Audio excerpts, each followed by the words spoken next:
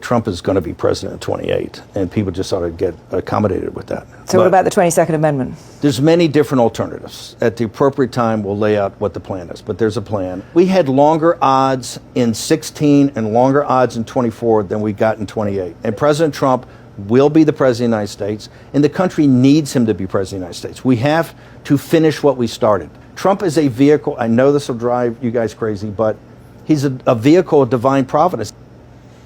There's a reason that fascist regimes always lock into the dominant religion of the country and start to use religious language and image and symbols. And James Tallarico said it best, because there's nothing more dangerous than a tyrant who believes that they're on a mission from God. And if we look at both church history and world history, people have used the certainty of God being on my side as an excuse to exterminate their enemies. When the Trinitarians took over the Christian doctrine at the Council of Nicaea, deciding that the Trinity would be the new belief for the Christian religion as a whole, they use it as an excuse not to just define Arianist beliefs and Gnostic beliefs as heresy, but to actually physically kill them. Because when you believe that your mission is of God, or you can convince people that it is, it gives you the excuse to say, well, if you don't support me, then you're against God. Therefore, I have the right to enact violence against you, which is what we saw with all of the inquisitions. We have to understand that they are planning to overthrow the Constitution. They are planning to completely negate it. They are planning to use emergency powers to disrupt the elections, because they know they cannot continue to win fairly. They have been open and honest about this, and we should absolutely believe them. And it's important to note that after the Reichstag fire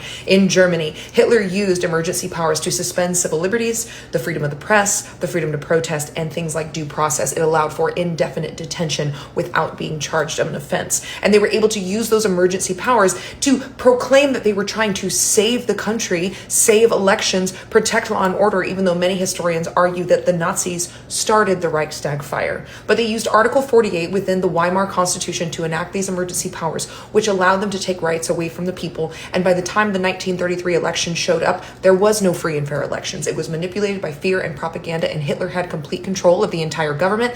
And because of the Enabling Act, was able to pass laws without Parliament, without any other steps than the fact that he and his cohorts wanted to pass it. Do not allow yourself to fall into the trap that the right is stupid. Some of them are heavily indoctrinated, but their leadership in particular is not stupid. They are smart. They are calculated. And while we have allowed ourselves to get baited into culture wars, while we have allowed ourselves to get baited into distractions, they have been laser focused, and they've been able to overturn Roe and remove equal opportunity in the workforce and education. They've been able to start to build the fascist world that they want to live in. They've been able to take rights away from women, civil rights, gutting the Civil Rights Act, and now they're coming for the Constitution. Understand that they are telling you exactly who they are, and they are efficient enough to get it done. If we want to be activists and we want to fight back and we want to turn this ship around, buckle up for the long haul. This is going to take years and decades of correction to fix. Do not make the mistake of believing that your enemy is stupid, because they are not.